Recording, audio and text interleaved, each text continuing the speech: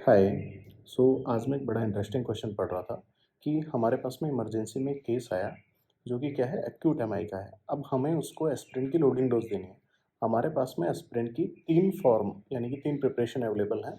तीनों tablet form में है, लेकिन एक रेगुलर एस्पिरिन है, एक एंट्री कोटेड है और एक क्या है, आपका च्यूएबल और सॉल्युबल टैबलेट है। तो अब क्वेश्चन ये है कि हमें उसमें से कौन-सा टैबलेट पेशेंट को देना है। सबसे पहला जो इम्पोर्टेंट पॉइंट है वो ये है कि हमें एस्पिरिन का इमीडिएट थेरेप्यूटिक इफ़ेक्ट चाहिए होता है एक्यूट एमआई के केस में। तो हमें क्या देना होगा, इनमें से वो फ़ॉर्म प्रेफ़र करनी होगी जिसके थ्रू सबसे पहले इफ़ेक्ट प्रोड्यूस होगा।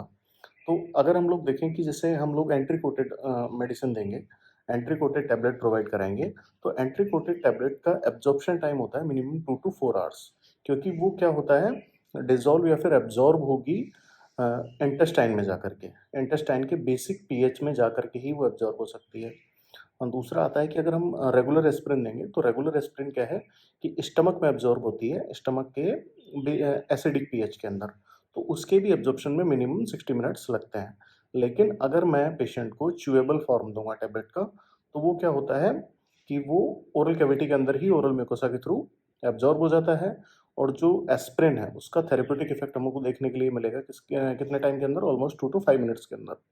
तो हम लोग ये टैबलेट प्रेफ़र करेंगे। यहाँ पर एक दूसरा पॉइंट ये आता है कि जब हम किसी टैबलेट का अ, च्यूएबल फॉर्म पेशेंट को प्रोवाइड कराते हैं, तो उस कंडीशन में क्या होता है कि फर्स्ट पास जो मेटाबॉलिज़्म है किसी ड्रग का, वो नहीं होता है।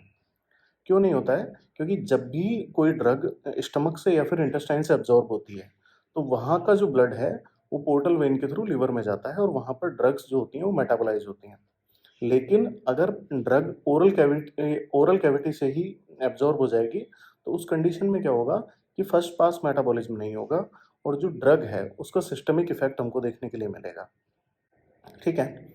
इसी से रिलेटेड एक और क्वेश्चन ये है कि एस्पिरिन का लोडिंग डोज़ क्या है एक्यूट एमआई के अंदर?